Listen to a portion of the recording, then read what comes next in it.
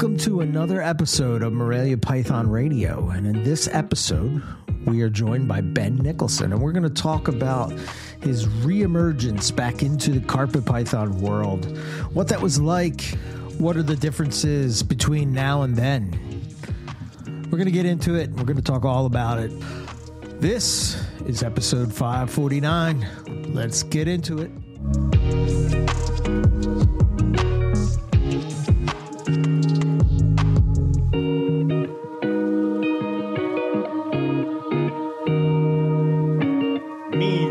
Push the button. This way the button shall be pushed, and the episode shall begin. I do not say push the button. Here we are. Thank you. Welcome. So tonight we are talking carpet pythons, and we're talking with Ben Nicholson. Thank God get into we have that. a carpet python show in this, podcast. you got tired of everything else? Yeah, very good. Well, You mean you want to talk about carpets before Roughies? I mean, we just did the Roughy show. listen. I don't have a head injury, okay? Like, it's... Okay. I understand, yeah. It's okay. Fair enough. So I'm going to start. I started... I'm going through... I was telling you about this before. So what's new with me is I'm trying to get the Patreon together, and we're doing some things and whatnot, and some things that should make never it valuable to people, never be done, and somehow we're doing them for you people. Like we should never do this, but we did and are. So I went back and I downloaded season 1. My NPR, God, season 1. And what I've started doing is like trying my best to go in and remix it and edit out the terrible music and try to get those pops and everything to sort of not happen and compress it down and all those things. But episode 1, what a train wreck that was. So wait. Yeah. Was this episode 1 you in the bathroom? Episode 1, yes. Okay. Just me. All right. Holy hell.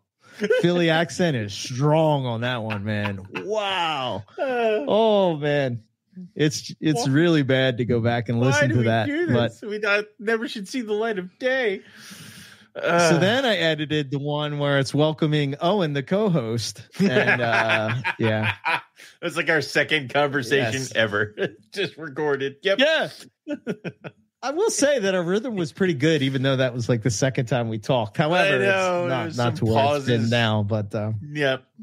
Yeah. So anyway, I'm going back through there, and I started writing for the website how Morelia Python Radio began. Blah blah blah blah blah. Long story short, I'm like, you know what? I have all these pictures, and I'm doing all these things, EB Morelia, and I don't ever post to it.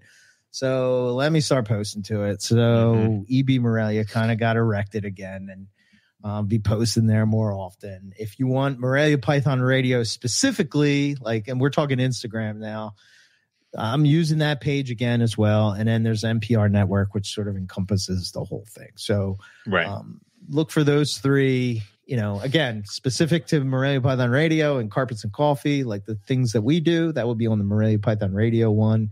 The NPR Network will sort of be the whole thing. And EB Morelia will sort of be my herping, my collection, offspring that I produce, things that I got, happening as far as that goes. So that's kind of what's new with me. But so stay tuned for those episodes. Yeah. Because, I'm going through, man, we had a killer lineup at the first. Right? It's a shame that we were the hosts of that show. The audio is terrible. Yeah, this is terrible. And we were just idiots. Terrible. Like, oh my God. But here we are, so many years later. So what's new with you, man? Yeah. I had the show at Oaks, which ended hilariously. So my nephew shows up with my mother, and my mother prepped him for 2 weeks. Not that he's not buying a snake. He's not getting a snake. Okay. He will not get a snake. And he walked around. Wait, does he have a snake currently? He has one corn snake, 2 Cali Kings, and a rhino rat snake, because his uncle is a snake breeder, and is attempting to buy his nephew's love by well, and there's also, I'm pretty sure he will eventually kill me and take over is what I'm thinking is going to end up happening. But so he walked around, and my dad heard that Hunter was going to be there. So Dad showed up at the reptile show at Oaks, which is hilarious all in its own right. So Hunter got upset because he was not getting a snake. So my father, in the infinite grandfather wisdom of an old man who's trying to buy his way into heaven, just goes, I'll get him a snake, and wanders off with Hunter, and they come back with a brand new corn snake that's now downstairs. So, because there's no snakes allowed in Hunter's house. They all live here. So. Oh, wait. So he doesn't even have his snakes at his house? No, not a single. Oh, they're all at your house. Oh, yeah. I was going to say, that's like Snake B. I see what you're doing. You're sort of like master at this point. Yeah. I gotcha. Yep. Okay. He's not stupid. All right. No, I do all the heavy lifting. Cool. He just wants to know that he and I can split the clutches when they get old enough. So. Okay. Yeah. Right. Split. I do all the work. You've taught him well. You've taught him well. Too well. But I got to meet a couple people who've listened to the show, which is awesome. That's always cool. It was a really slow Oaks. Like, I mean, slow as in not a lot of people were talking. A couple of people saw the animals. They all point at the olive pythons and they're like, that's amazing. And then they wander off. And I'm like, okay. Like, it's all right. I'll just keep it. But I brought the roughies with me and no one paid them any mind. No one even cared. It's all right. Because I know you want to keep them all. I'll keep all of them. I mean, I can't though. So I actually want to sell these. Damn it. Yeah. Other buddy came and ran the show with me. Which cool. He showed up again about 20 minutes before the doors open, after I had set up everything. And I'm not sure I don't know what he understands about coming to help me with the show is. Yeah, he keeps the people at bay for everybody wanting autographs and stuff. Oh, yeah, you're right. He has to beat my adoring fans away with a stick. But it was an interesting show. Weird for a Sunday. Like I told you yesterday, I was dragging, dude. Like it was nuts. And the next one coming up the pike is the brand new Hamburg show at the end of February. I'm curious to see how that pans out. Too. I'm curious to see what happens with that. Right now, though, I'm just getting the collection ready because I will be in Florida next week with Master Stone to look for Eastern Diamondback rattlesnakes. So, yes, okay. Yeah. When do you leave? I promise. Friday? Thursday. Okay. Yep, Thursday. All right. And then come back what day? Sunday? Saturday. Come back Saturday night. Yep. Oh, okay. Yep. Okay, only a couple days. You're gonna find an Eastern Diamondback. I promise you. I'm a trip. What's gonna be like? But let's put it this way: if we get there and we find it in like 5 minutes, it's gonna be like, well, now what? Like it's like I hope it doesn't. Let's go have a beer. I guess, yeah. Yeah. Found one Eastern Diamondback and then got obliterated in a Tampa Bay bar. Yeah, cool. So sounds like a hoot. Yeah. All right. Anything else you want to hit on before we get Ben in here? No, I think I'm good. Okay. All right. Hey, Ben. Welcome to Morelia Python Radio. How you doing? Glad to have you. Doing good. Thanks for having me. It's an honor. Don't even say it. Don't start that. My God, no.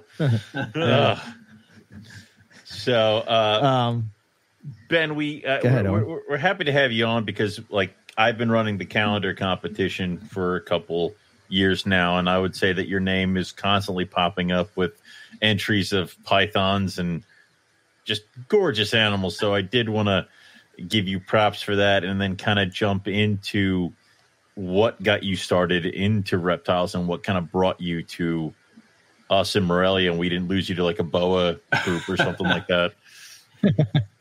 Well, let's see. I think my first reptile was a green iguana, and I was way too young for that. I was probably 4 or 5 maybe, and I I had a really mellow one that it was really docile, and it died in like a week. Oh, no. Oh, no. And then I got another one. It might have been why he was docile. Yeah, exactly. then I got the replacement, and it lived for like 20 years, and it was a pain in the butt. Say not docile. Got it. Yes. So, yeah, I grew up with an iguana that kept on growing with me, and it took up my entire room, the big giant cage. Awesome. About that same time, my parents let me get a red-eared slider that lived just a few years ago. It passed. Yep. Same. Yeah. Yeah. And yeah, just growing up, catching frogs, snakes, out at my uncle's farm, that kind of stuff. Got a ball python. Before there were morphs available, and that thing was pretty sweet. And then I don't even remember, probably something with Steve Irwin, something I saw Australian stuff. Right. And I got addicted. Let's see. So it was probably high school age. I went to a Kansas City reptile show. And back in the day, that was a pretty decent sized show. And I bought a jungle carpet from Bob Clark. And oh, wow. I had those at one point. Yeah, I don't know if he produced it, but it was a real striped kind of gold animal. It kind of looked like Palmerston's. Okay. And in fact, I was at a show in St. Louis about 2 years ago, and William Philippek had a whole bunch of them. I was like, man, this is like a time machine. This is like the first carpet python I ever saw in person. So yeah, I got real into carpet pythons after that. It was first one, and I just had to have more. Yeah. After that, I got a couple more, reptile show carpet pythons, kind of mutt things. Yep, the pretty mutts. Yeah. Yeah. And I mean, I was, high school kid and on the internet, and found the forum and learned everything I could from the forum. I was like Eric. I've heard about all the printed pages and all that kind of stuff. I'm not the only one. I had pages from the forum. I had pages from any website I could find. It was probably 6 or 7 years ago I finally ditched that stuff. But I wish I didn't now. I would say, hear that, Eric? He ditched his stuff, Oh no, I wish I didn't now. Still right there. Yeah. Let's see. Then I just fell in love with jungles from that first one. I got a few animals from Will Leary. And that just grew the addiction, because those things I didn't even see him before he shipped them. He said he would make sure to get me good ones, and every one he sent me was amazing. So that's awesome. Yeah. Wow. No, go on. I was going to say with the forum real quick, just jumping in. I think, the thing that I miss about the forum is that I find with like social media now, it's sort of like fragmented, whereas like the forum, everybody that was into Morelia was all in that one spot. You know what I mean? Like, everybody was there. That is true. As opposed to now, it's like some are on this group. Some people hate the people in this group. But back then, you had no. You could only go over there. Associate with people you didn't. Yeah. You had to go there. That's it. It's the only spot. There were definitely battles, though. Oh, yeah. Oh my God! Oh God! Yes. Yeah. Oh God, yes. That was my Friday night. Is just to watch, who's fighting this week. Refresh. Yeah, keep going. Yeah. Right. Oh, you can't say that. Exactly. Oh man, the origins of the tiger carpet is 97 pages long on this thread. Oh God. Sorry, awesome. Didn't mean to cut you off, but I just. Oh no, you're good. I don't know. Talking about forum and. I thought, I miss those days. what's the collection sit at now? So I just got back into it about 2 years ago. And I can't control myself. They just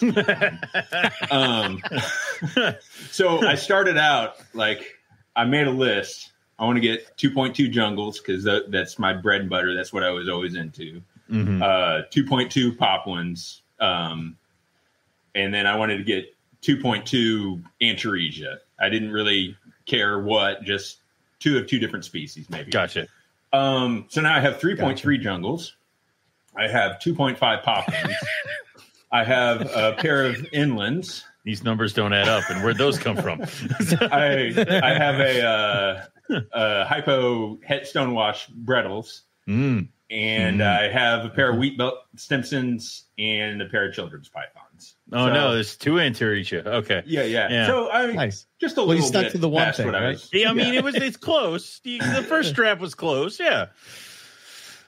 So I'm really making myself stay in the Morelia Antaresia area because there's a lot of other stuff that catches my eye too, but I have to have some kind of boundary. What the hell are those boundaries? So weird. All right. So I'm curious, like what when you were out of it, what was it that brought you back into it? Was it like you saw something on Facebook or what was it? So I got out. I didn't really want to get out of it. Whenever I did, it was a kind of catastrophic situation. Right. It was a bad, sad time, and if I can't go into too much detail without blubbering. Don't worry about it. But yes, I had fair enough. a very bad experience. But I always had the itch.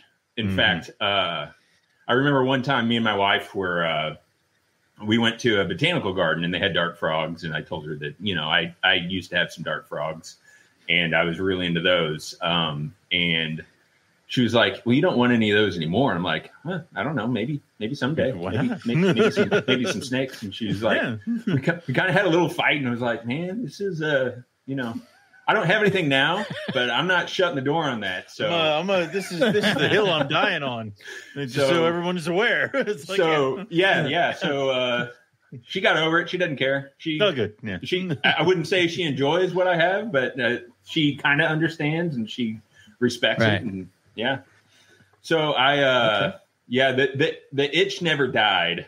I'll just say that. And I just one day I was like, man, I've got some space. I still have most of my gear. After like 3 moves, I still had some stuff. So I was like, I can start this again, and you don't have to get that again. It's right there. Yeah. So I spent like a year kind of looking around, and let's see, I found Mike Cross's Facebook page, and I kind of watched that for a while. He's like, man, those are some nice looking jungles. I think I'm gonna buy some from him. So then I reached out to him and bought a couple, and it was winter, waiting for warmth, and he posted up a really nice poplar carpet, one that's in the calendar. Yeah, put that in the box. I can't let that one not come to my house. No. If I already got a box coming to me in their space, they chuck it in. Yeah, no. So then while I was like, I got a male, guess I need to go find my females.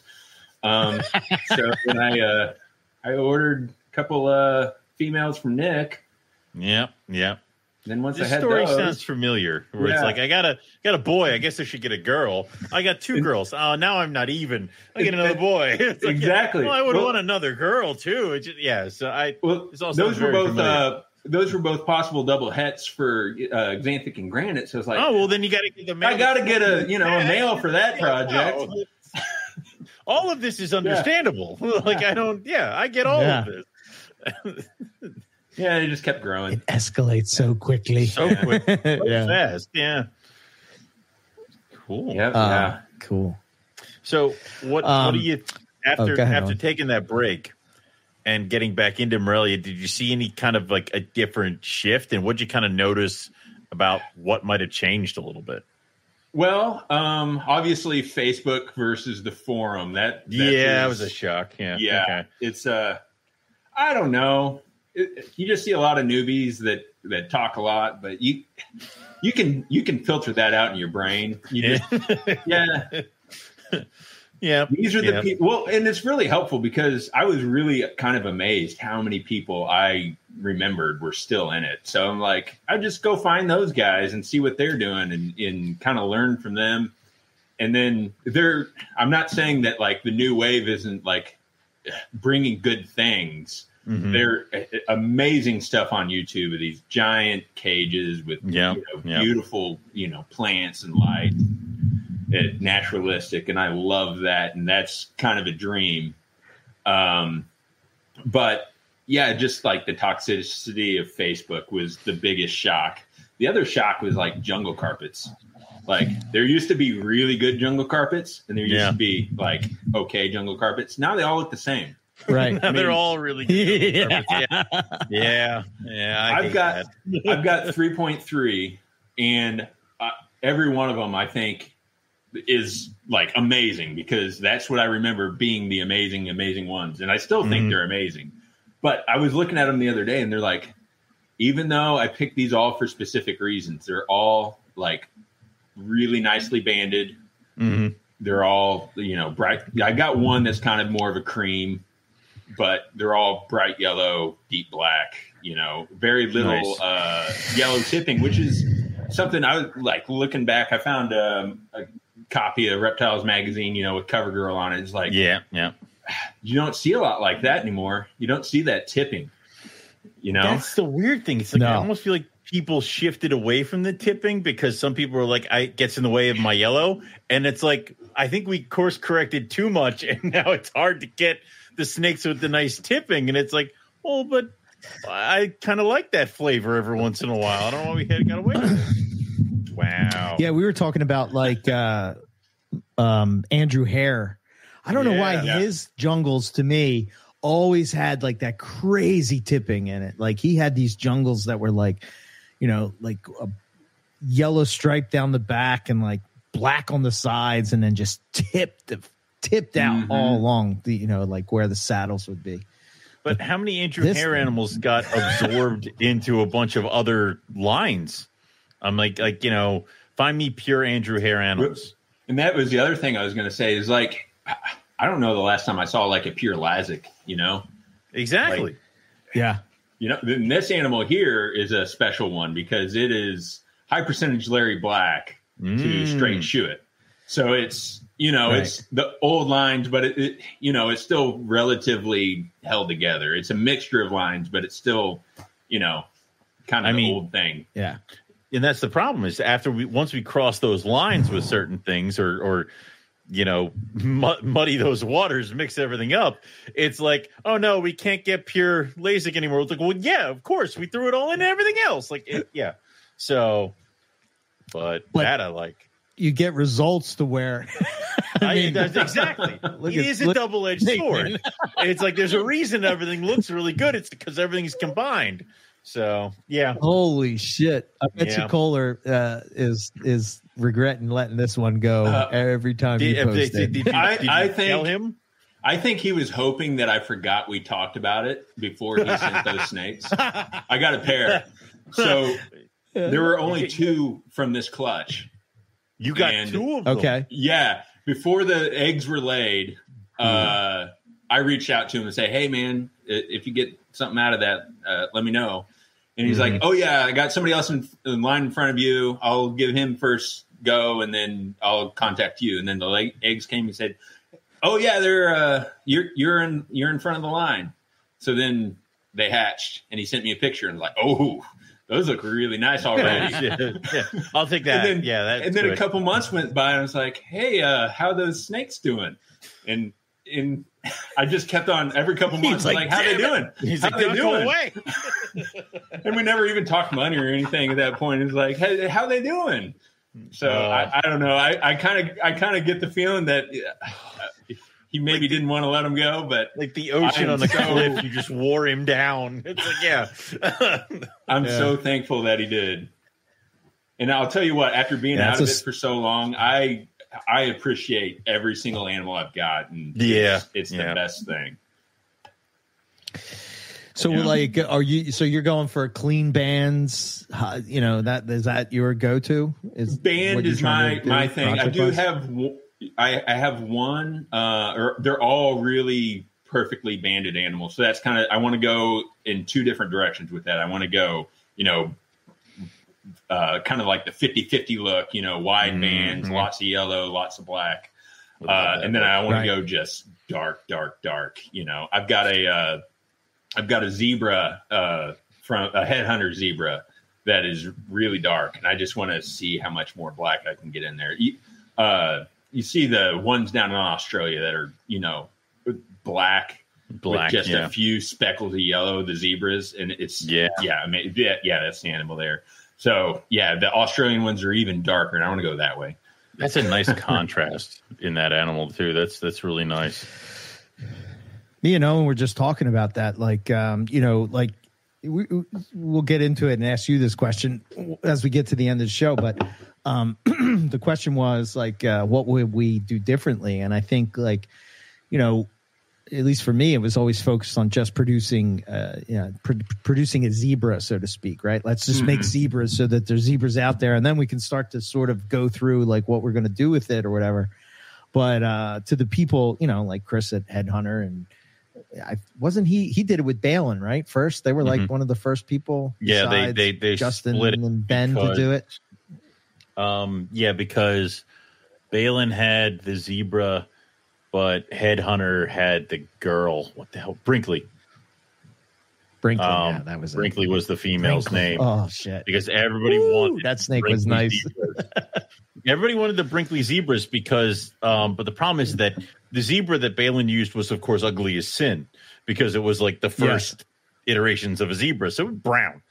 But the babies, holy shit! It was a roll of the dice. You either got a gorgeous zebra or you got a So it's like if you had a Brinkley zebra, it either looked absolutely amazing or was not that great.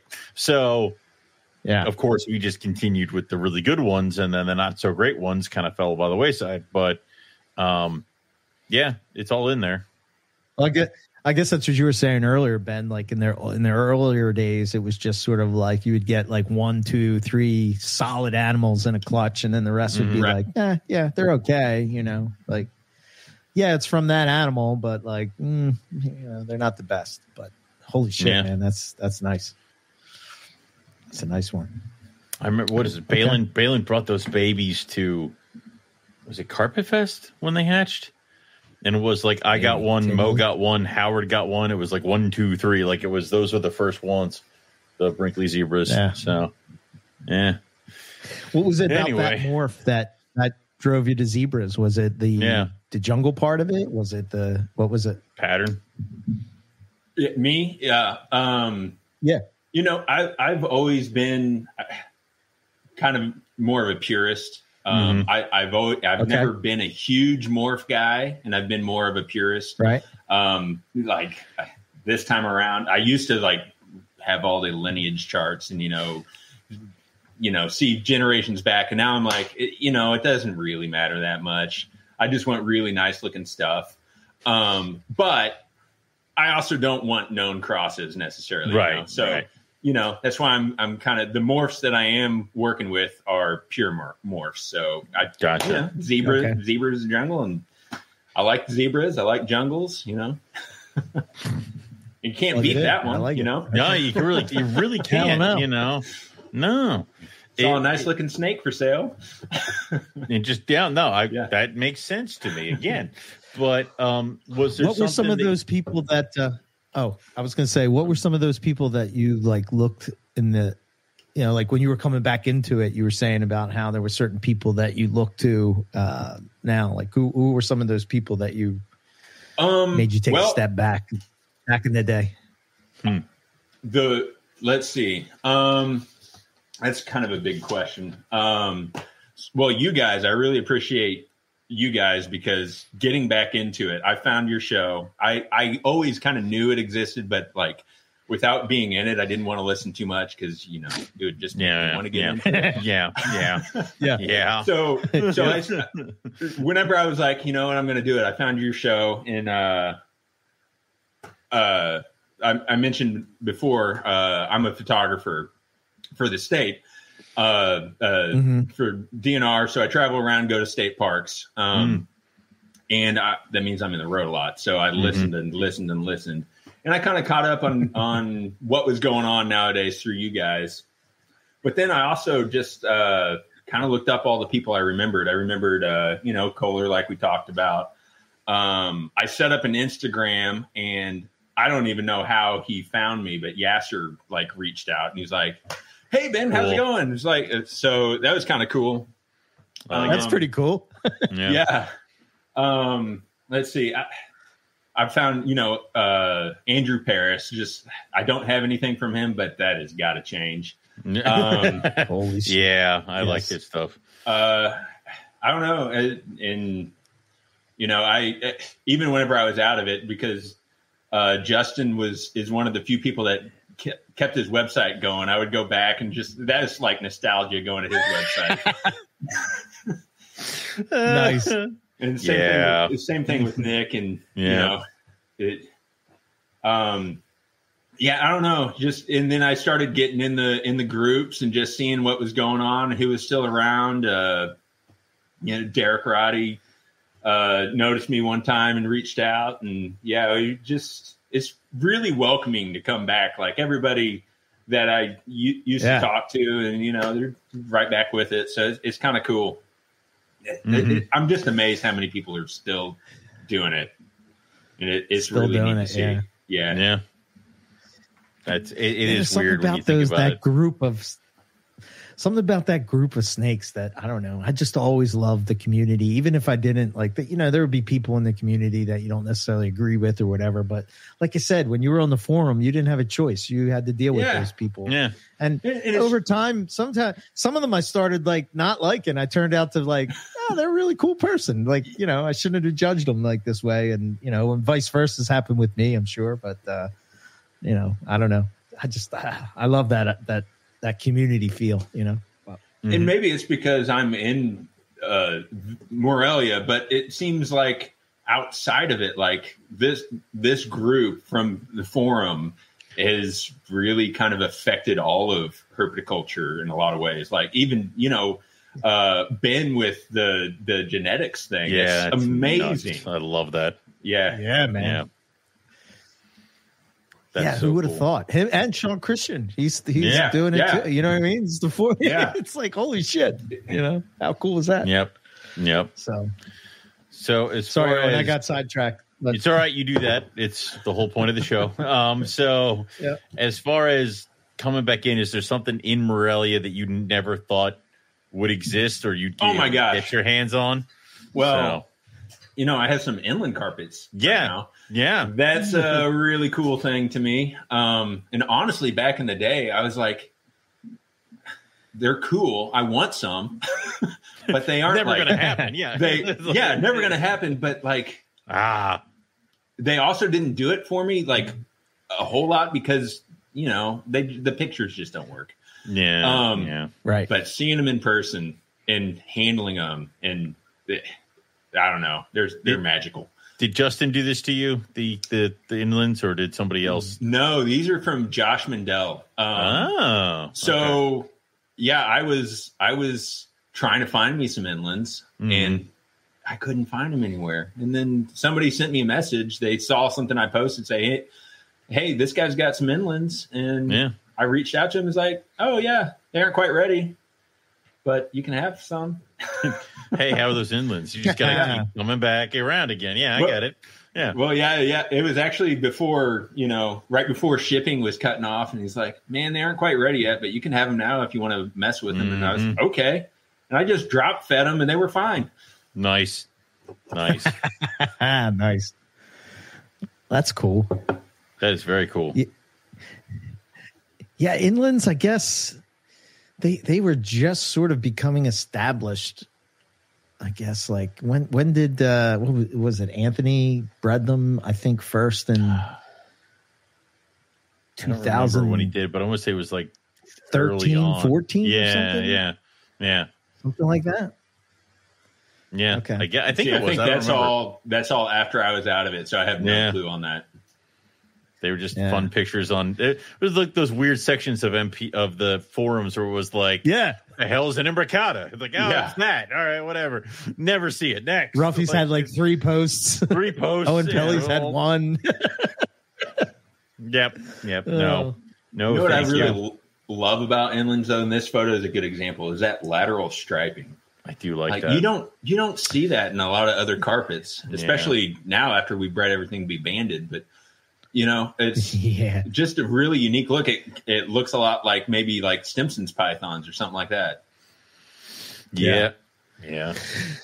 They I'd like that's cool how it kind of breaks like that. And then I like how it's as they grow older, that's sort of the gray blue type of paint job on the top. And then that bottom sort of says white, and you got those little, I don't even know what you would call them, like at the bottom of the, almost like what you would say a yellow belly, I guess, would be or whatever. But anyway, the tipping that pops into there, a lot of times you'll get like reds and stuff. I'm really hoping for some of that. Nice. Okay, cool. So they're doing good. You're enjoying them? Oh yeah. They no problems at all. Yeah, they're great. That'll be fun. What line are they? Mog? Those are Mog. Yeah, Mog. All right. I like Mogs.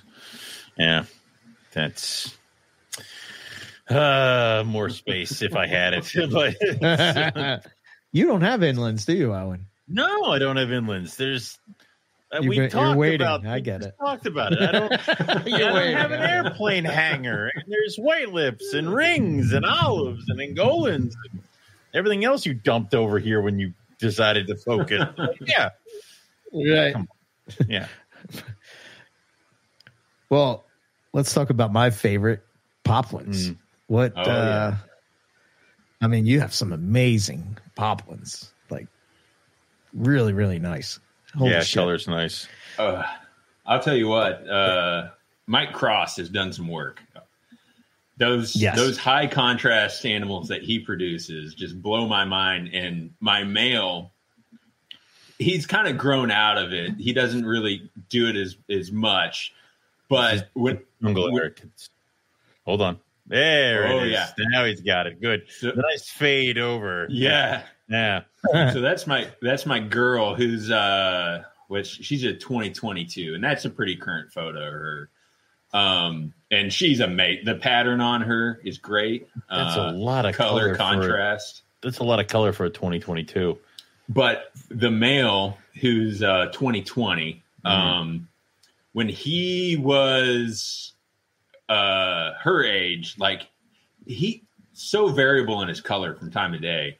He would look as rich yellow and black as any jungle, but he still had the orange flames. Mm-hmm. And then he would go purple, like really purple. He's kind of leveled off now. He's about like her now, but when he was younger, he would fire up really bright yellows and purples. It's amazing. That's nuts. And I always love that. Always fascinated me about poplins. Why don't any other carpets really do that to that? I mean, some of them will kind of shift a little bit, but not like poplins. Not the fire up thing. Yeah. No. Yeah, when you go out and you go and look if they're growing up or whatever, and you open up the tub and you're like, holy shit, it's like a different snake. You're like, what the hell? Where'd that other one go? Yeah. Where'd that ugly little red thing that I bought? Oh, shit. Yeah. All right. Yeah. I'm allowed to say this. I have 2 now. So. That's right. What do you have? What do you have? I have 2 het granites. 2 het granites? Granites, yep.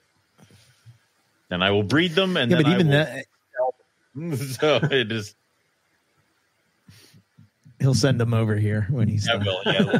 When he's had his fill. That's like, what there you go. I'm done. Yeah. I think Morelia. I don't know about you, Ben, but like sort of what got me into Poplins was the idea of that. So like you could get the yellow, you could get the contrast, but they had that orange and that chestnut that's like that extra, you know. So as much as I love this look, I think the high orange look, you know, where the flame just goes all the way up to the back and there's just like a black outline. I think that's my favorite look. Yeah, that one right there. And yeah, that's gorgeous. All of my my xanthic granite stuff, I kind of look past the color because I'm like, hopefully they have the xanthic gene, but you know, maybe some of them are going to come out bright orange like that too. So it's like I want to work selective breeding and the morph thing at the same time. And you know what? I don't care if the morph thing works out as long as I get some pretty snakes like that.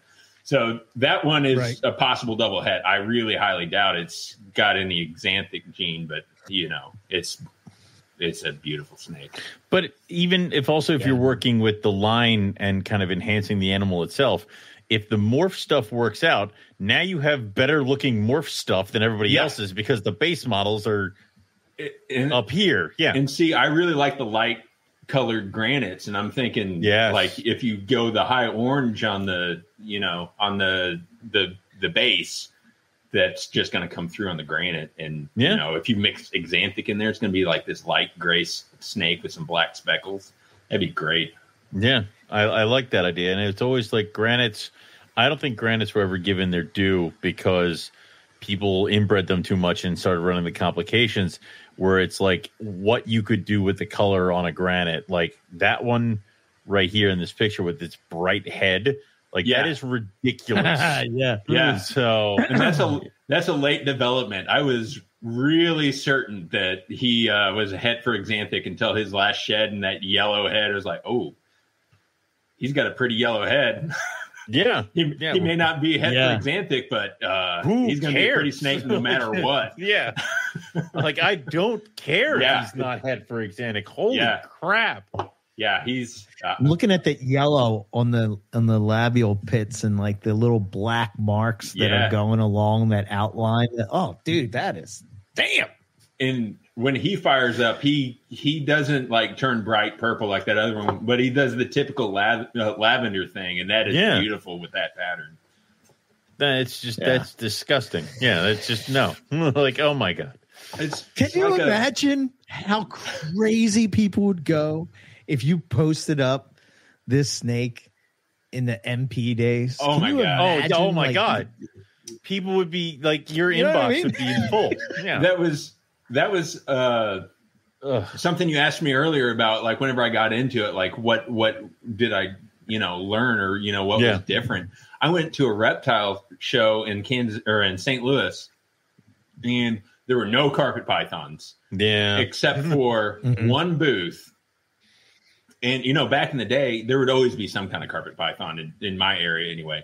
But there was one booth that had carpet pythons. They had a pair of Brettles, which they were nice looking, normal Brettles. Okay. But back in the day, that wouldn't have happened. Like that would have been unheard of. There were a pair of diamond pythons, but I asked the guy, like, hey, can you tell me anything about them? No idea. So who knows if they were diamonds. Right. Yeah. Okay. They were priced like diamonds, I'll tell you that. But of course they were. But they, 88%ers are probably priced like diamonds. But yeah. Yeah. And that wouldn't have happened back in the day. And then there was an albino zebra jag. It's like, whoa! Whenever I got that, you'd have never seen that. Yeah, and there it was, right in front of me. That's funny. That's cool. Going to a reptile. That was before I had any snakes. Again. Right.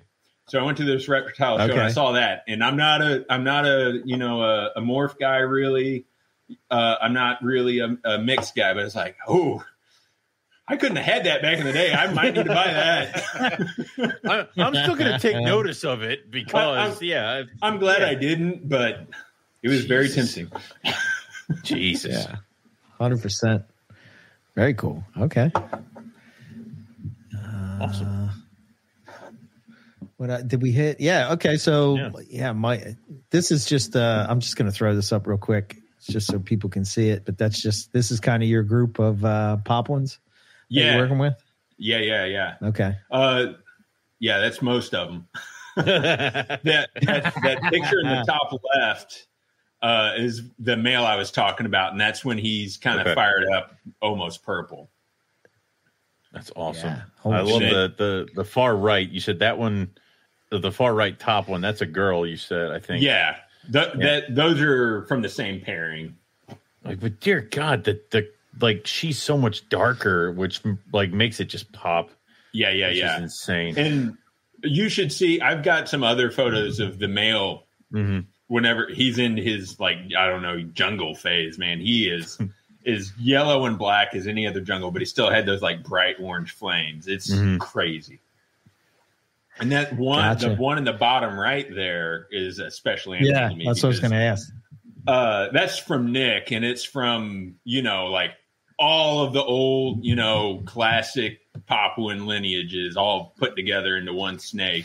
Nice. And it really is that like K2 Eddie? It's got some Leary. Let's see. GQ and VPI, Spitfire, all that kind of stuff. All the good stuff. All thrown in there. All the nice hitters. Yeah, all right. Yeah. And I wonder that one's nice.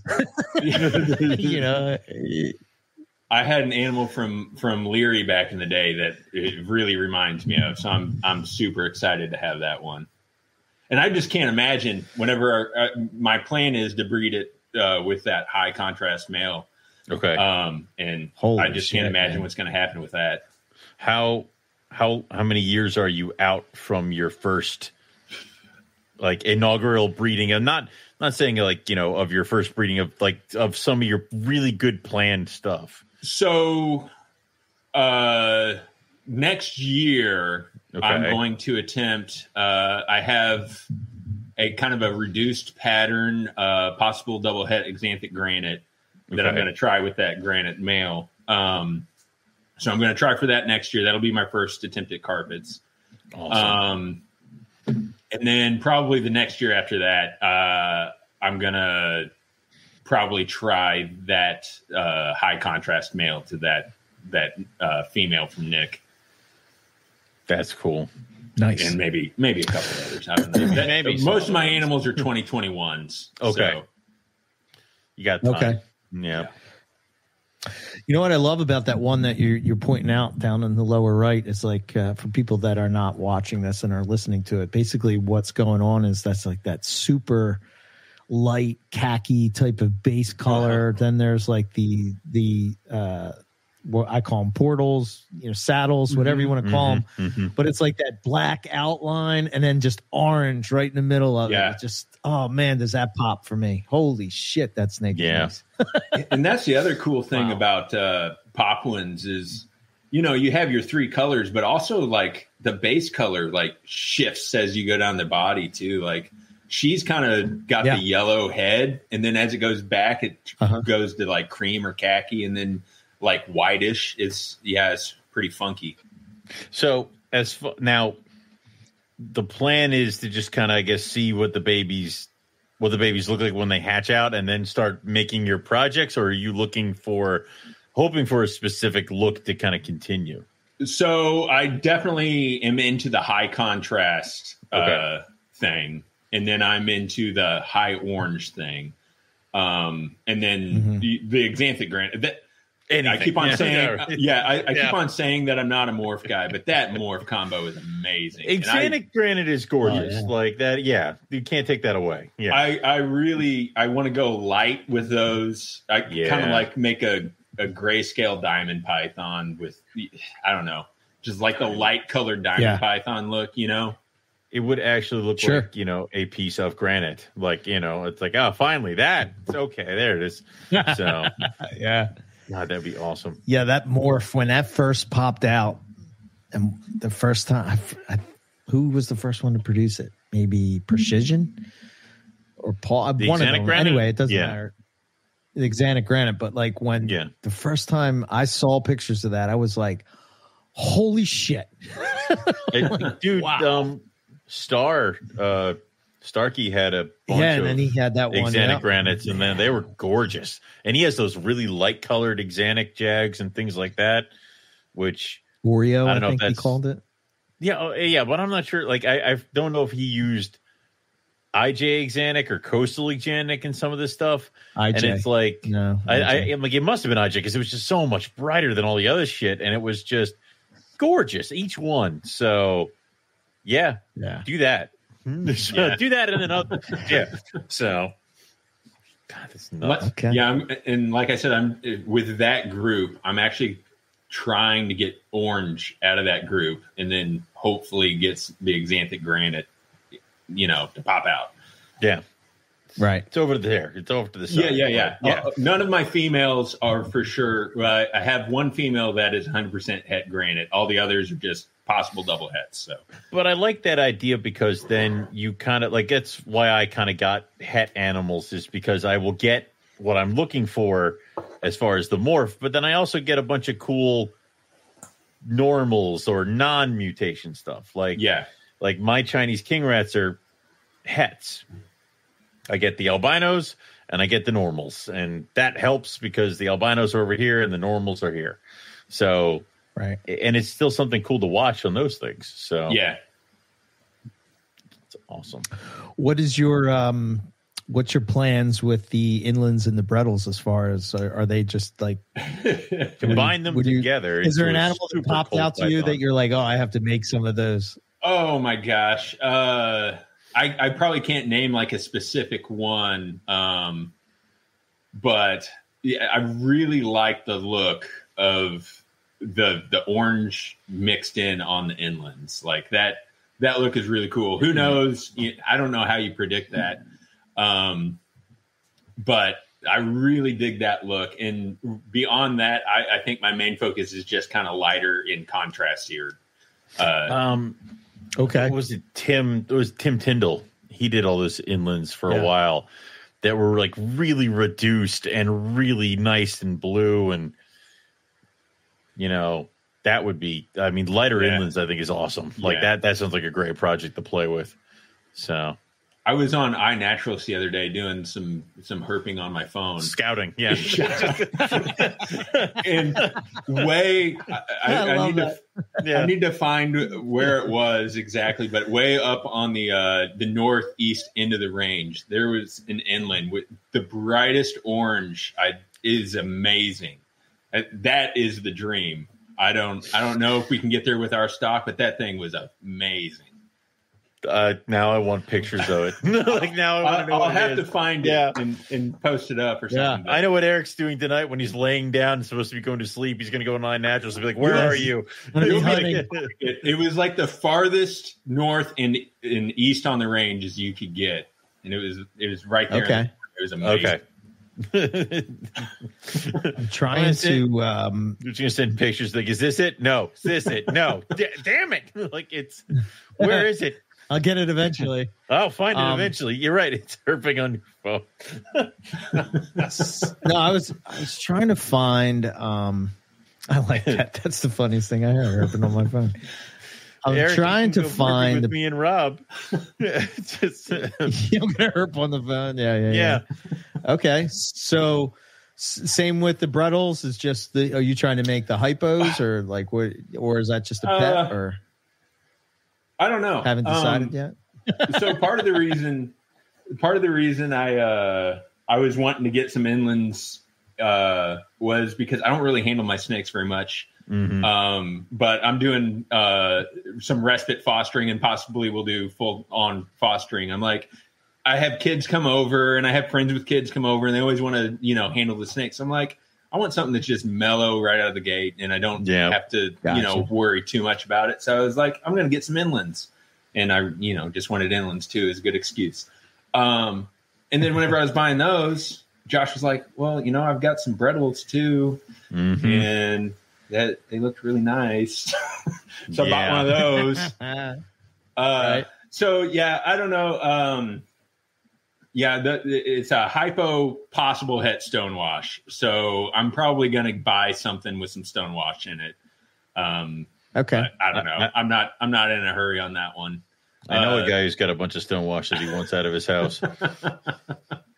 All right. Yeah.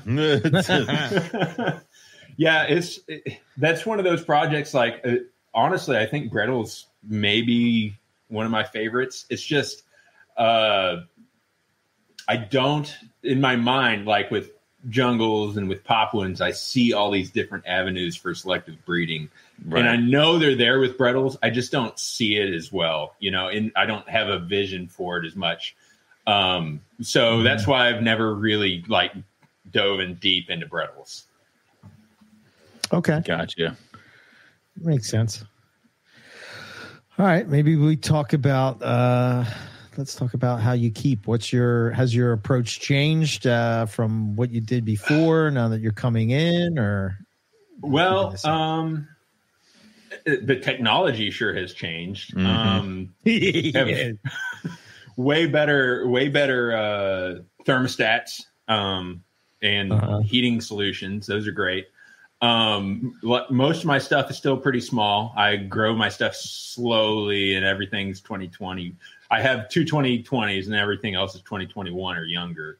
So they're mostly still in racks. I have some 4x2s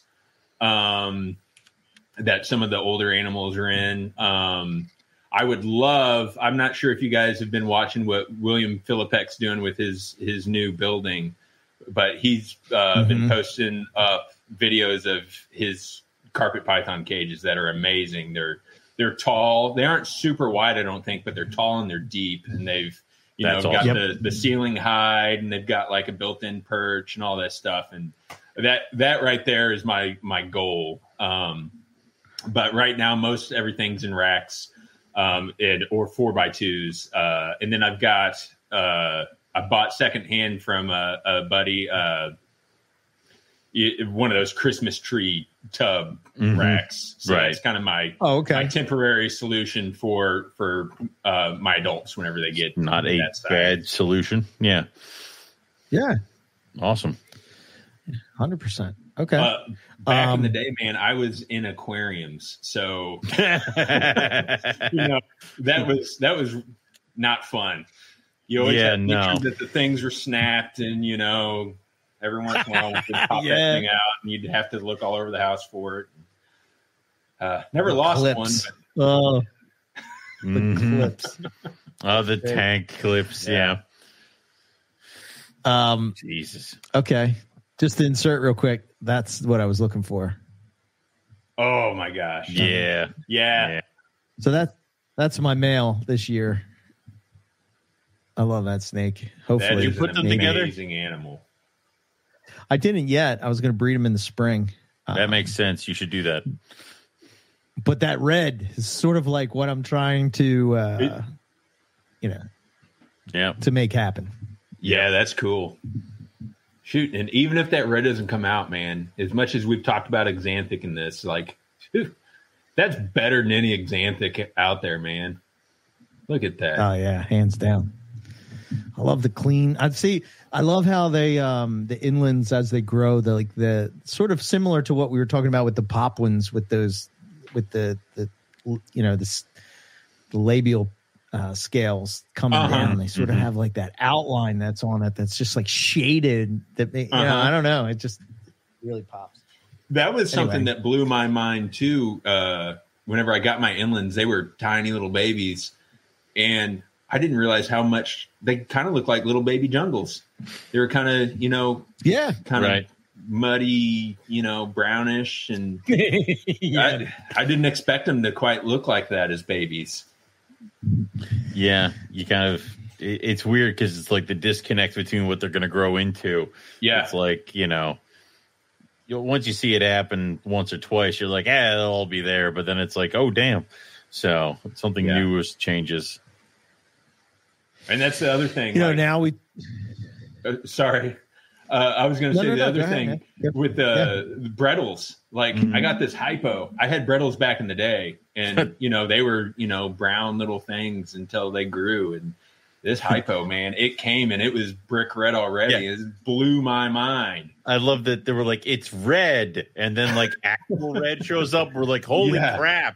Like, yeah, it's like, no, now it's red. Yeah. Like, okay, yeah. That's awesome. Yeah, that thing is red. Yeah. Yeah. And that thing's an itty bitty baby. Yeah. God, it's going to, when it's like 2 or 3, when they get to that weird 3-foot mark or 2-foot mark where all Morelia just look their best, that thing's going to burn. Like, you're not going to be able to look it directly in the eye. That's the other thing I love about Morelia. Is just the eyes, man. The eyes. Look at that eye. Yeah. It's wild. I will say, too. For all those people that are listening on the pod. Go ahead. Sorry. Oh, no worries. I was just going to say, we haven't touched on Antaresia yet, but whatever. Those aren't them. Their eyes, especially wheat belt Stimsons, man, their eyes are the craziest little things. Oh yeah, 100%. Yeah. The wild thing I always say about them is like it's so wild to me to have like a python, but in this tiny package. You're like, this is a python, but it's so like it's I don't know. It's strange to me. Maybe because I'm so used to dealing with big snakes. It's weird, man. I've got, let's see what year. She's a 2021 Stimson's python, and that Brettles python is just as big. I mean, the thing is, is crazy. That was, what is it? I brought one of Eric's Stimson's pythons to like a reptile talk I did with like my olive python and stuff like that. And I'm like, remember which one you're holding. Like you're holding the olive python, and then there's the little one. Like don't oh, where'd it go? Yeah, so it could have I remember Stimson at one point could have used the olive python eggs from last year as a hide box for at least another year. So yeah. I remember at one point I had a baby pygmy python. Jesus. And a baby reticulated python. Oh my gosh. And to have them both in your hands and see the difference between the largest python and the smallest python is like, I remember Ryan sent it to me and he's like, that's a year old. I was like, this is a year old? This? It's like literally like this big. I'm like, wait, what? Yeah, and the retic was like several hours old because if they waited for a year, you wouldn't have been able to house it. Like, yeah, exactly. No. It's wild. Well, that's cool. Is it just like you like all Antaresia as well as carpets, or? And these just won out. Yeah, I think Stimsons are my favorite. I was really digging your carpets and coffee the other day because a lot of what you guys were talking about is kind of what I feel. Wheat belts in particular, Western Stimsons. There's so much potential for selective breeding. There's so many colors to work with. There's so many patterns. You've got the wildest patterns. You can go stripes with them. You just go these weird, random things. Yeah. My female has the weirdest, just like shapes going in every direction. It's crazy.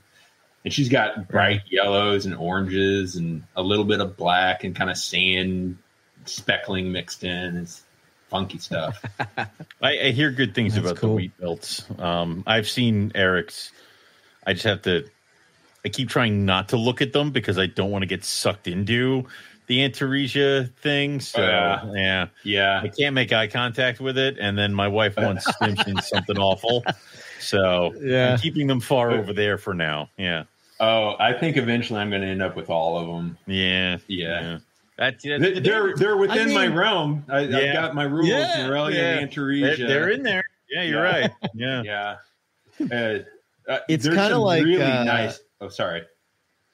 No. Go ahead. I was just going to say there's just some really nice Eastern Stimsons out there too. That like I haven't really been that attracted to Eastern Stimsons for some reason, but then I see like have you seen Todd Case's Eastern Stimsons? They just blow my mind. Yeah, you should look those up after this. They mind blowing. Really? Okay. Just like reduced pattern and bright color, and they kind of have like a tricolor thing going on. Really neat. That's cool. Really. I have some really nice Easterns that I mean, in the grand scheme of things, they really do kind of pop, but I don't know. The Westerns, I guess to your point, they sort of have a little more potential, it seems, I guess. I don't know. But the ones I had were like super, like really orange. Almost makes you think like, wait, are these Westerns? But I know the guy I got them from, he's sort of been like selectively breeding them for quite a bit and sort of gotten some really nice ones. But cool.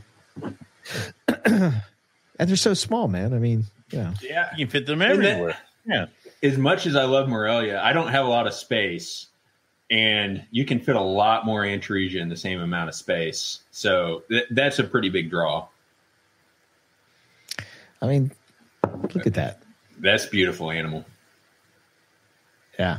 It's got, really nice. Kind of the things that we've talked about with Papuans. It's got all that stuff going on. So much room for refinement. Yeah. Oh, and you could sell your he left, but he could sell his retics and put like 20 of these. Oh my gosh. So that's cool. Yeah, that's nice, man. All right, cool. So so plans possibly to add Antaresia, more Antaresia at some point, which is always cool. Wait, is this my yeah, there you go. All right. This will give you an idea of what I'm working with. That's an Eastern. Not bad. That's an Eastern? Wow, that does look like a Western. Yeah. Yeah. Very nice. Yeah, really nice. So, cool. What would be the next species you would get if you were to get more Antaresia? If I could find Cape York spotteds. Spotteds? Cape York spotteds. Or if I could get some Eastern Stimsons from Todd. Like I said, those things just blow my mind. Yeah. Cool. That's cool. With the pygmies, I got some from Justin, and I don't know, man. They like make me nervous because they're so freaking tiny. They're so small.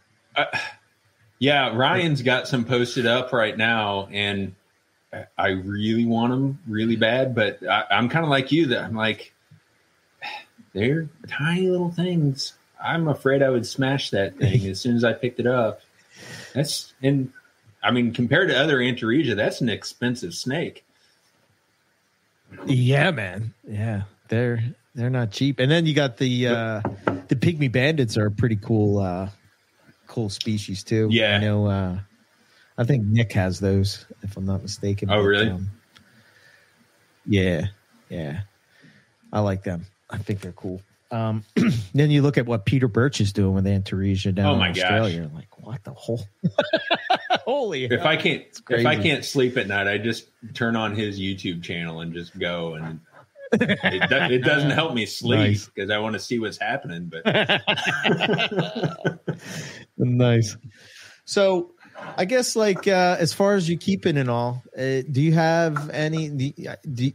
Now that you come back into it, I know back in the day when I was first getting into it, you fed your snake every week or whatever. Have you changed any of those things now that things like feeding is sort of thrown out and all? It's every day now is what he does. Yeah. I will say I was never like a huge feeder, but I don't feed a whole lot. Like I said, most of my animals, I picked up a 2020 snake back in March of last year from somebody else. Okay. And I was like, good Lord, this thing is huge compared to my 2021s I had a 2020. I still have a 2020 that's about, I don't know, a fifth the size of this snake. It's Really? I don't know. My snakes, I don't feed every couple weeks, or in the peak of season, I do feed probably once a week, but not very big meals. Mm-hmm. Okay. All right. Somebody offered me £1.50 bunnies this week, and I literally sat there and I'm like, could a Morelia eat? Like, I could do that, and that could just be their big meal after they come out of. No, I'm not doing not giving them bunnies. I can't cross that line. So yeah, maybe Sophie. I mean, Sophie would be a bunny. Yeah, God, if she was still alive. Yeah, but it's like, let's think. I'm like, olive pythons maybe, but I don't want them to get fat. So yeah, but I do think there was definitely one of the things that we as a community kind of turned the dial back on feeding. So. Yeah, and sometimes I question if maybe I still like feed too small and too infrequently. Yep. I think I'm more on that end than being at risk of feeding too much. But none of my snakes are too skinny. I can tell you that. Right. So it's funny because I sold. You sell a couple things, and you have a couple friends that buy animals, and then I have the siblings of the animals that they bought on the table, and they're like, mine's bigger. I'm like, well, yeah, you have it at home, and it's like your only snake, and you love it dearly. These are animals that I have for sale that I'm feeding. I can't house 8 adult bredli right now. Like, they need to chill, and they're only a little bit smaller. Like, come on. So, I don't know. And I will say, so the very first snakes I got whenever I got back into it was a pair of children's pythons. Okay. And those are 2021s, and they are way bigger than the 2021 female Stimson's python that I got from William Philippek like a year later. Like, those guys are adults. Okay. Got it. And she's not. Gotcha. But they were my only snakes, so I was falling into that trap. Right. What are you guys doing? You hungry? Yeah. It's my first pair of olive pythons didn't breed for the first couple years because they were too fat to do so. Because I thought olive pythons needed guinea pigs and bunnies. My second pair, which were much slimmer, bred like crazy. So yeah, my fatter male still hasn't produced. Yeah, really? Yeah. Oh yeah, his only existence now is to piss off the other males so much that he breeds with the females. So yeah. Okay.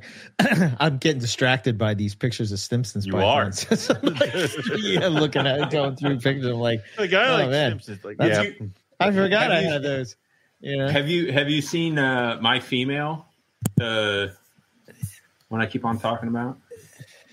No, let me see. I'm gonna go to see all if this I can stuff get to Facebook real quick, and so I guess while he's going on Facebook to try to find a Stimson's python, what kind of are your thoughts on the reptile hobby as it sits right now, having jumped back in it as you have? I mean, it's different. I think it's in a really good place, honestly. I think it's just growing, and there's always been opinions, and I think sometimes some people that don't have a lot of experience have a lot of opinions, and they seem to be the loudest in the room sometimes. But other than, I mean, like I said earlier, you can just figure out who those people are and kind of turn that off a little bit and listen to the people that actually have been doing it for a long time and know what they're talking about. And yeah. All right. And then I guess the next question is like, what's next for you in your collection? Like, are you adding anything? Are you just kind of seeing where you're at right now? I mean, what's the next big step? I'm holding tight a little bit. I will probably add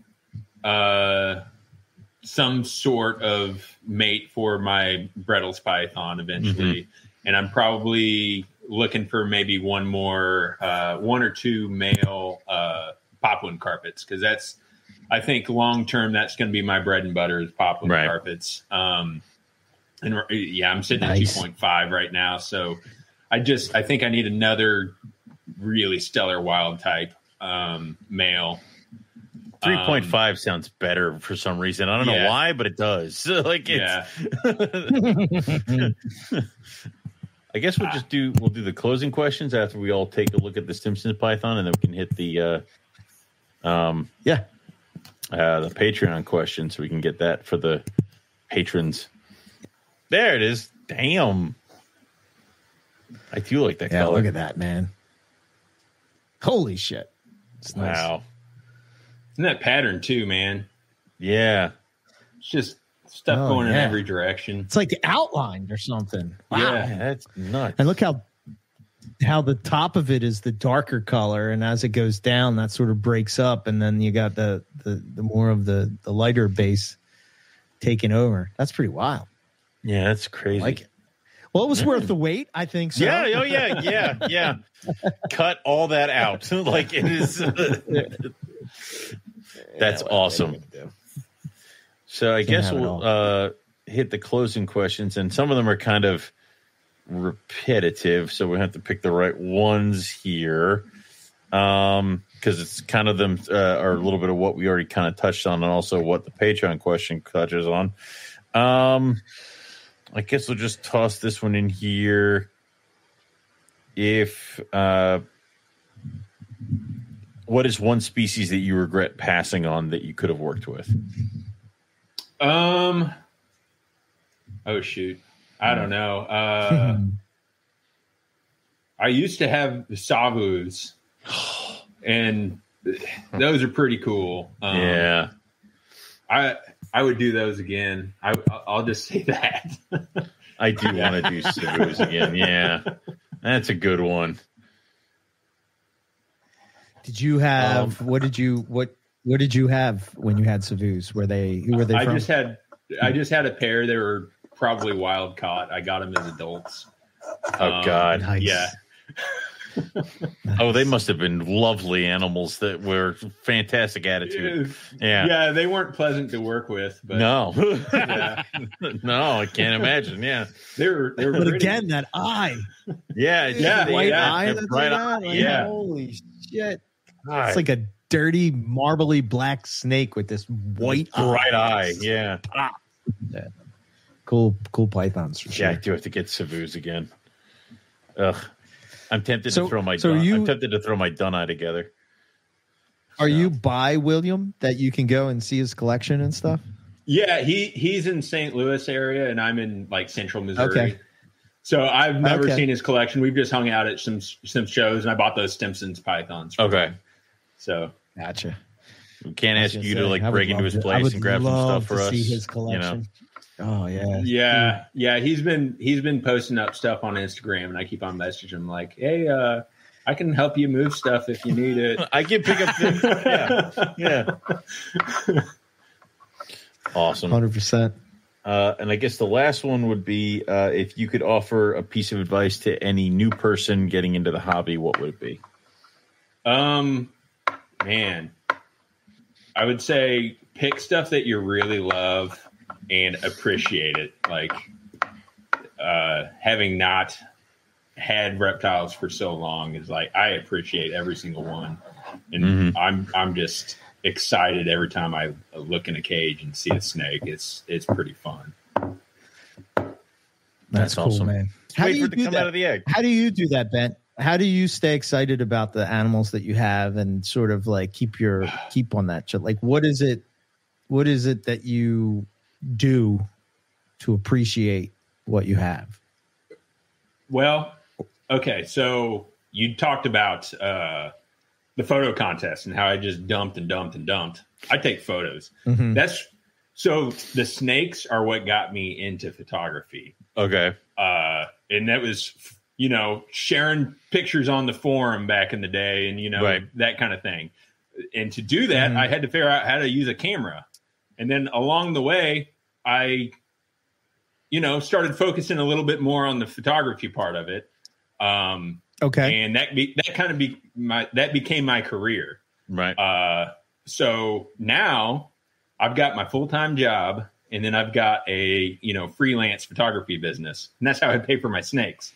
Not bad. Okay, yeah, cool. Not and bad. to get excited, I just go down there with a camera and take pictures of snakes, hang out with them, and share them, That's whether, and that would be something else. Like if you're getting into reptiles, and if you're getting into breeding, I think, you've got to be excited enough to share your animals. Right. And you've got to network, and you got to talk to people. And there are so many people there's people that I message with on Instagram, like on a daily basis, that I've never met, and we just talk about reptiles. And how can you not be excited whenever you're doing that, Yeah. I mean, and you're going to have to, like you said, people aren't going to know what you got if you don't take pictures and kind of show it off every once in a while. Yeah. And then for all you know, they've been chomping at the bit for somebody to produce or have that project, and they're not going to know unless you talk about it. So you kind of got to want to share it and kind of got to want to talk about it. Yep. The other side of that too is like, how many new people are you influencing? Like we were influenced by like the Will Leary or the, the Nick Mutton or the Yasser or whatever, when they're posting up pictures of their stuff. And we're like, what the hell? Andrew Hare's jungles. You're like, what the hell?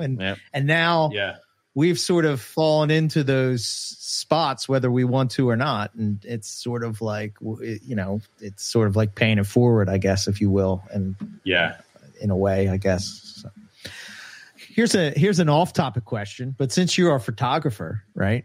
I have two questions. Number one, what's the thing that people should, because it's such it's so easy to do now, right? Yeah. And people are taking pictures all the time. What would be your advice to somebody that wants to stand out when taking pictures and sharing them online? So really easy one is clean backgrounds. And, I typically shoot in a tub because my snakes stay in tubs and they're nicely posed. And I try not to unless, it's just laying there perfectly and you can see the pattern. I don't try not to take a picture with a whole bunch of extra stuff, but it's just easier in a tub. Right. Right. So that's one thing, is just try to clean up the background. Don't get rid of distractions. But as far as photography, like light is the most important thing. It doesn't matter what camera you use.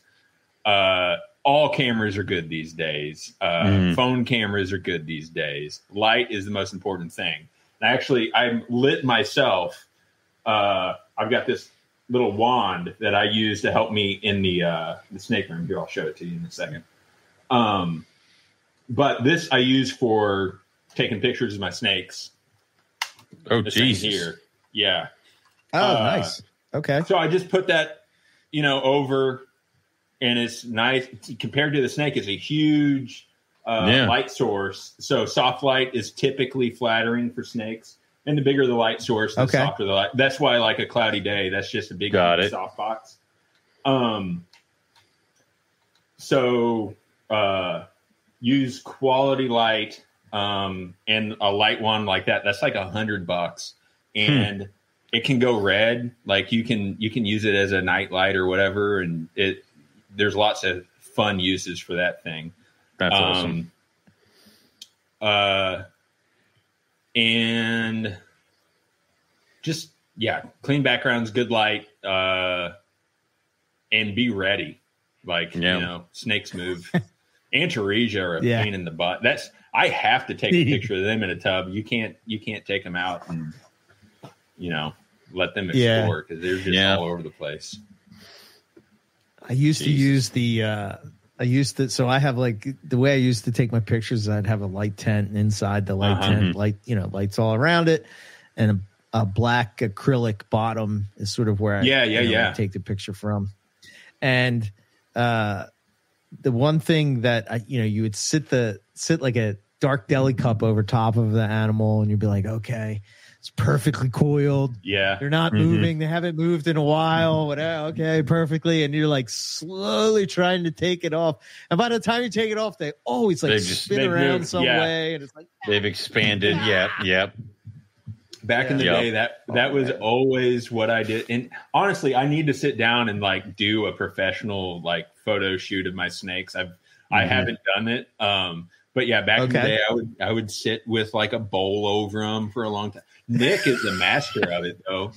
He is. His bowl technique and his flat. I mean, that it does a great job. But yeah, you just gotta get them posed and wait, and then you got to be real quick when you take that bowl off. Yeah, ready like it. Yeah, man. I've done it. It's almost like one of those things where I've set a snake underneath the bowl and pushed them kind of the back of the light tent, and then shot another snake while that one chilled under there, and then go back and move it slowly, and then rip the bowl off. And some snakes are really easy, and you can get the shot 1, 2, 3. Other ones, it's like I've been with this snake for 20 minutes. Like I need it to just chill for 5 freaking seconds. So that's why the chondros always look the best, man. Well, that's the thing. They just sit there. But you do all this. Put the stick inside the light tent. You're just like click. I started doing that with Jags. Yeah. They just stay on the perch in the light tent because then they just chill. But you do all this, and then the first question you get when selling a snake is, "Can I get some more pictures?" Or so I was like, "No, or you will, but they're going to be cell phone shots, and I don't care what goes on near it. There it is." So I would. Yeah, I mean, I don't know what you think, Ben, but I think that taking quality pictures doesn't have to be like a professional shoot, but taking like good, solid pictures of your animals is like, it's really the main thing that you have to do in order to be successful online. For sure. Yeah. I'm not buying a snake without like having a good photo of it. Although I did buy my inlands sight unseen because they were the inlands that were available at the time. But I mean, you've got to have good photos of your animals. And like my photos, they're good photos. They aren't necessarily like, the most glamorous. I don't put them on a piece of black plexi or anything like that, but just get a good representation. Yeah. No. Yeah. I like the thing I like about your photos, and you tell me if I'm wrong, but I would assume it's the light that's really what's doing it, but it's like they're so focused, like really focused in. You can see the detail, like we were doing earlier, zooming into the eyes and the So this is where I might get technical and lose some people. But if you're using like a real camera, where you have like manual controls and can control aperture and shutter speed and all that stuff, I shoot with a full frame, 35 millimeter size digital camera, and I use a 100 millimeter macro lens for pretty much all my photos. And I'm typically shooting at f11 to get as much depth of field as possible, because, as you get closer to your subject, you're losing depth of field. So if you're shooting wide open, everything's going to be blurry no matter what you do. So you got to stop it down. And that requires a lot of light, which is where like a light wand or a flash or something comes in. So gotcha. And I find that a continuous light is a little easier to work with snakes too. Like I don't know, flashes, sets them off, or I don't know. You can see what you're doing too that way. Right. Yeah. Yeah. A lot of my technique that I learned came from Zach teaching me, but like that was his big thing. Always light, as much light as you can get. And then when we thought we had enough, add more light, more light. Light. And then like the Kelvin of the light, like daylight. That's like what, 5,000 K is what it is. Am I saying that right? 5,000 Kelvin. Yeah. Okay. And my wand is adjustable, but I shoot everything raw, which allows you to edit your white balance after the fact. And if you have something white in there, like a piece of paper towel or something, if you're shooting raw, like in Lightroom or Photoshop or whatever, you can click on that white thing, or it could be a black thing or gray thing, anything that's neutral color. And in the white balance eyedropper selector, you just click on that and it will balance the light and make it as it should be seen. Gotcha. And I, after shooting under the same light for so many times, I just had that preset for all my stuff. Right. I just click and it's there. That's awesome. Cool. Well, I will be waiting for your inlands to grow up so you can do a professional photo shoot and maybe capture them the way they should be captured. the way it should be done. Yeah. The way Such a hard should have thing been to done. do. That mysterious blue, yeah. Yeah. I couldn't. So the reason I took that picture of the inlands on the white is because I couldn't get it. So like when you buy this pack, it comes black and it comes white of these acrylic stands, so to speak.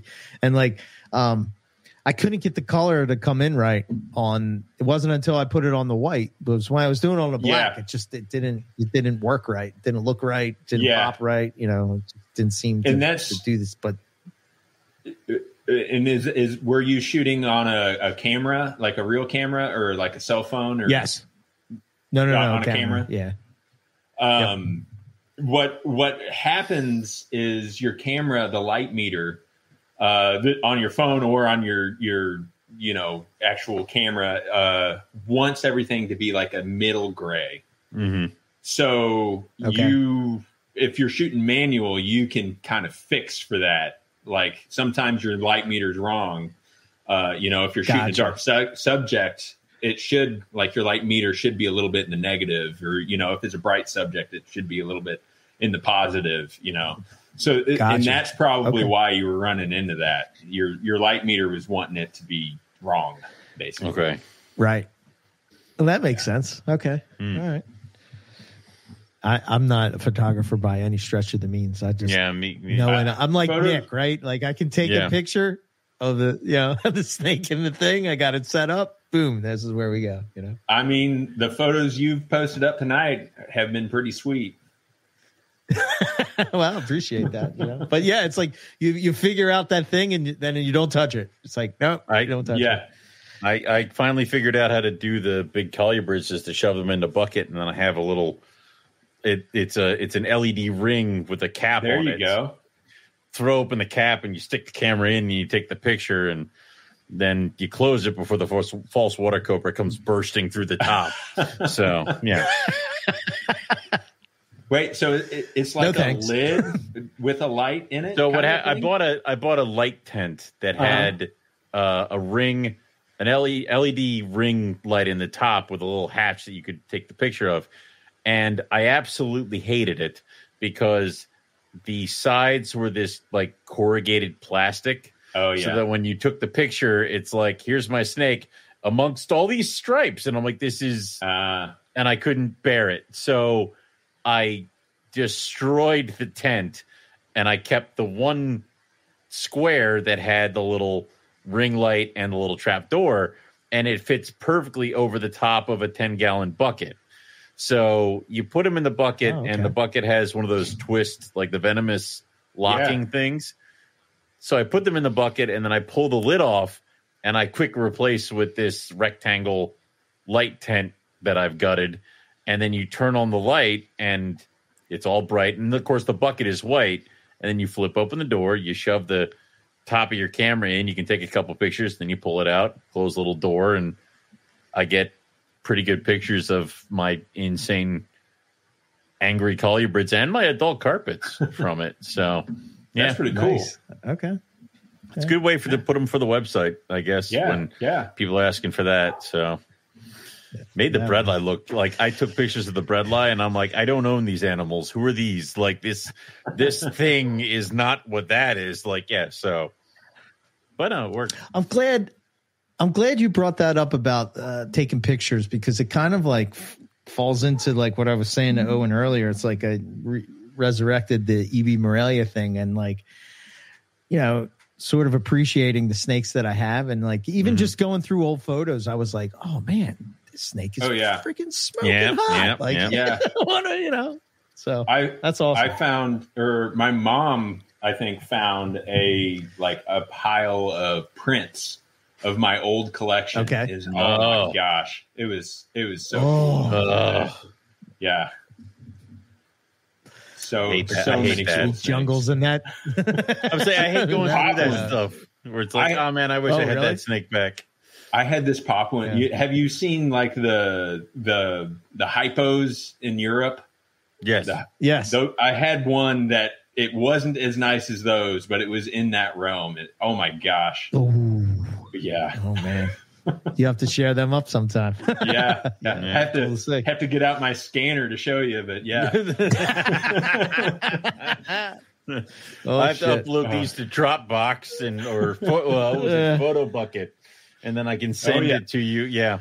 I was looking remember at that? if my Photo Bucket still existed. I got a bunch of emails like a year ago, and it's like your Photo Bucket account is about to expire, and I'm like, I don't give a wait. What's in there? And I went in there, and I'm like, holy shit! And there was a bunch of snakes from way back when.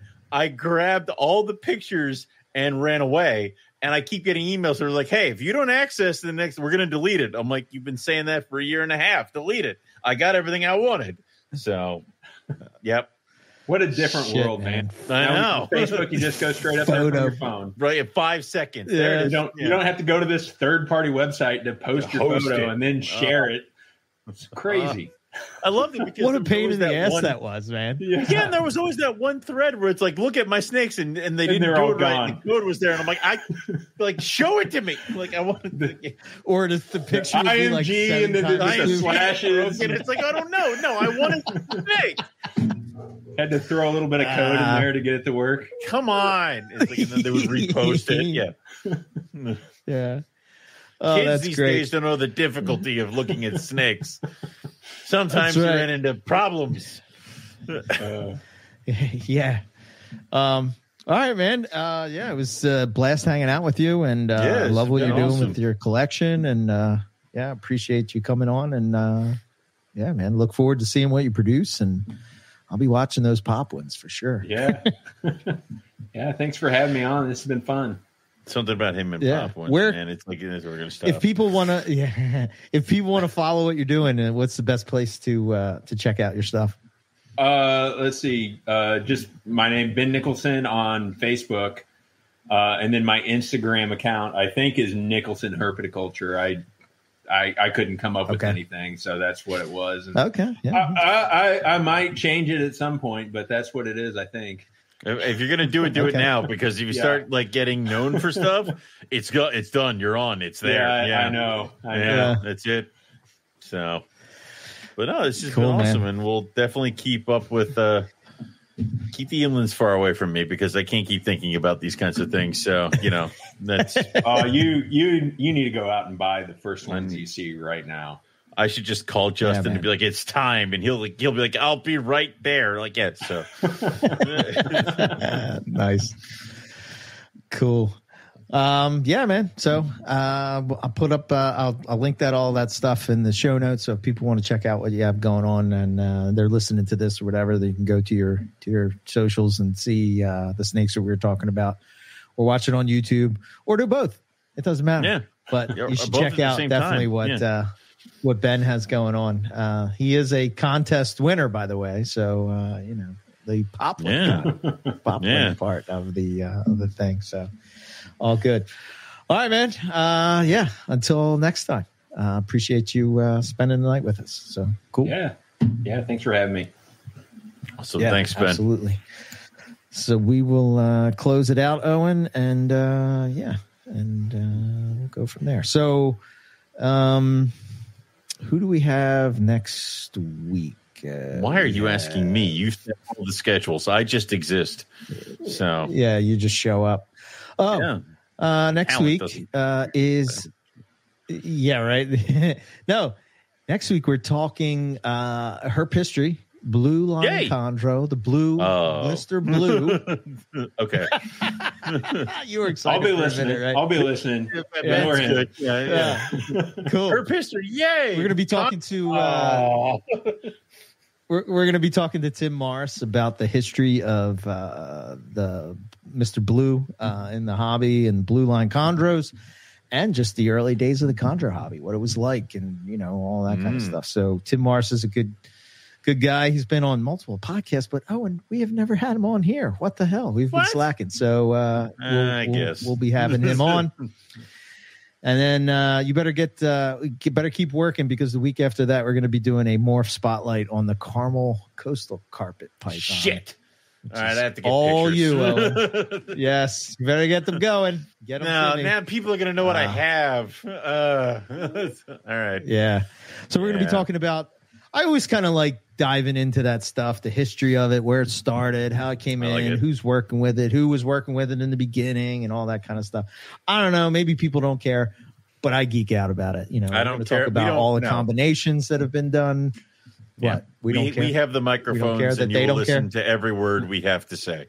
So, yeah. Okay, fair enough. I know. Or there's that too. So, if you want to follow us, you can. You want to support us, you can start with the just subscribe to the podcast. Whatever podcast app you use, it doesn't matter anymore. And so many of them. Whatever one you use, Spotify, Apple. I don't YouTube, know. Listen to it. Doesn't Amazon have a podcast thing, and YouTube and all that stuff? Whatever, it doesn't matter. Yeah. Yeah. YouTube is probably good if you want the whole network, because you can just subscribe and listen to all the different shows under one thing. But if not, you can go to the listen to them individually. We're not picky. So social medias, you can follow the whole network at NPR Network. You can follow the Morelia Python Radio at Morelia Python Radio, and our contact, if you want to get in touch with us, MoreliaPythonRadio@gmail.com. We have our sponsors. We have Cold Blooded Caffeine, that we have the affiliate link for the Carpets and Coffee blend. You can go and get 10% off your order if you use NPR. And if you use the affiliate link, we get a little kickback from it. Wonderful coffee. Wonderful coffee. Lots of good stuff. We have Cold Blooded Cafe. We have NPR 10. You can get 10% off your first order over at Cold Blooded Cafe. Follow them on the socials. Great rodent supplier. Yep. They have sales all the time. And Owen said they're adding quail. They're working on quail. They finally have taken my text messages and threatening emails to heart, and are going to start adding quail of various sizes and other types of birds. So nice. I'll keep sending them letters, though. I'm just going to keep doing that. So when I say them, keep doing it, Owen. Get on it. So it's really just Foley. Yeah, you have a little pull there.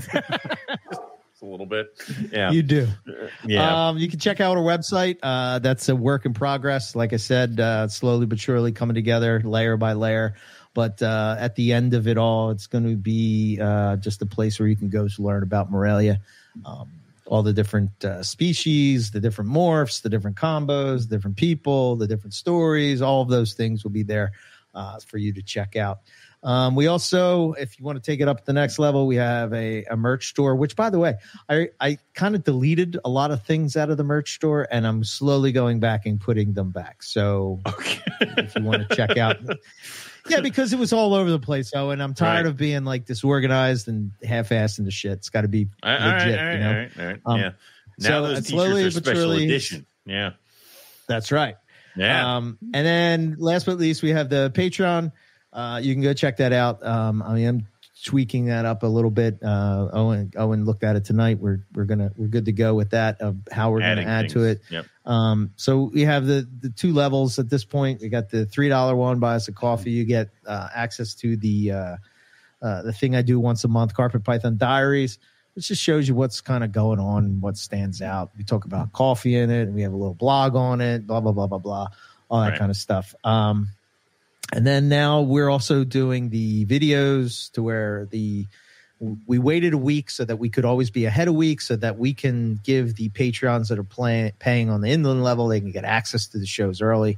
They can watch the video if they so choose. And we're going to put a little segment together where we asked all our guests from that month a question, and then we're going to put it all together. And I thought it would be cool that you would hear the different perspectives from the same question about it. Right. The cool thing is that if you are a member of that level, you can submit the question that you want us to talk about. Yep. And I think it would be a cool idea. I don't know. We'll see how it goes. More levels to come. If you're interested in any of that, just go check out Morelia Python Radio on Patreon. But it's all there, and I don't know. Do you got anything else, Owen? No, that's it. I mean, other than rogue-reptiles.com, I got a bunch of stuff listed up, everything from rhino rat snakes to false water cobra to roughies. Caramels? To caramels. Yeah, there's some. Okay. Yeah, caramel jags, things like that. So there's a couple. And, couple weeks away. Maybe you'll get the NPR bump. Yeah. Oh, God. I mean, it never happens. And there's a couple other stuff there, too. Shows coming up. I just had the show, but the next one is going to be in February at the new Hamburg location. And that one's going to be a good show because I'll be setting up right next to Eric Kohler and Jason Balin. So you'll kind of have like a miniature carpet row thing going on there. So that'll be fun. Okay. Yeah. I like it. Very cool.